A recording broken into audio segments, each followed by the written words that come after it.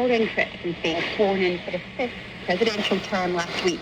And he chose Beijing because the relationship has reached its highest level ever, he told Chinese state media. Mr. Putin will want to know he can rely on trade with China, as it's become Russia's lifeline since Western sanctions were imposed for its invasion of Ukraine.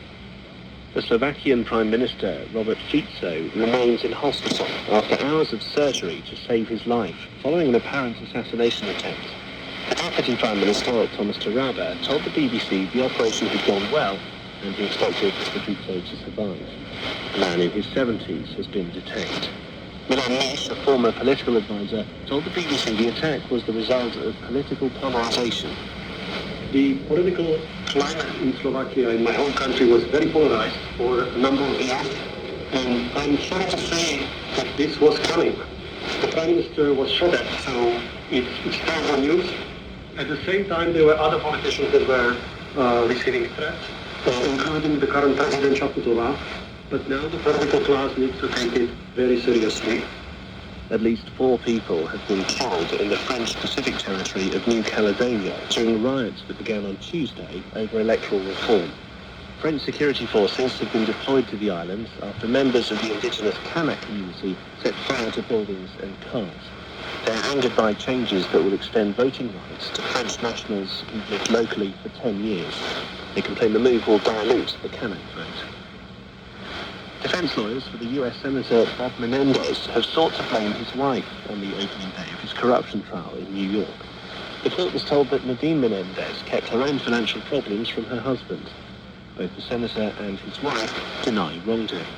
Nomia Iqbal reports from Washington. Robert Menendez has been the US Senator for New Jersey since 2006 and the top-ranking Democrat on the powerful Senate Foreign Relations Committee for more than 5 years. Prosecutors allege he and his wife took part in a large scheme to secretly help the Egyptian and Qatari government. Mr. Menendez is accused of acting as foreign agent, of bribery and conspiracy to commit extortion amongst the 18 charges he's facing.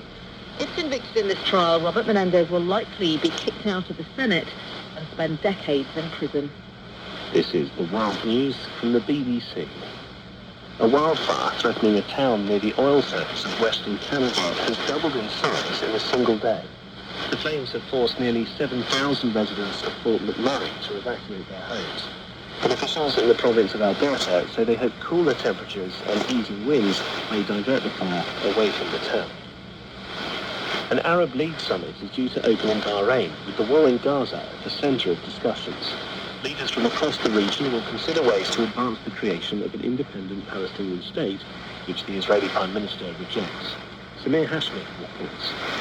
During the summit, leaders from 22 Arab nations will call for an immediate ceasefire in Gaza and discuss ways to advance the two-state solution. The countries will also discuss steps to support Gaza after the war ends. Some Arab countries, including Qatar, Saudi Arabia, the United Arab Emirates, Jordan, and Egypt, have emphasized that their financial and political support will be linked to a clear pathway to a Palestinian statehood. Israel's Prime Minister Benjamin Netanyahu is a staunch opponent of the two-state solution.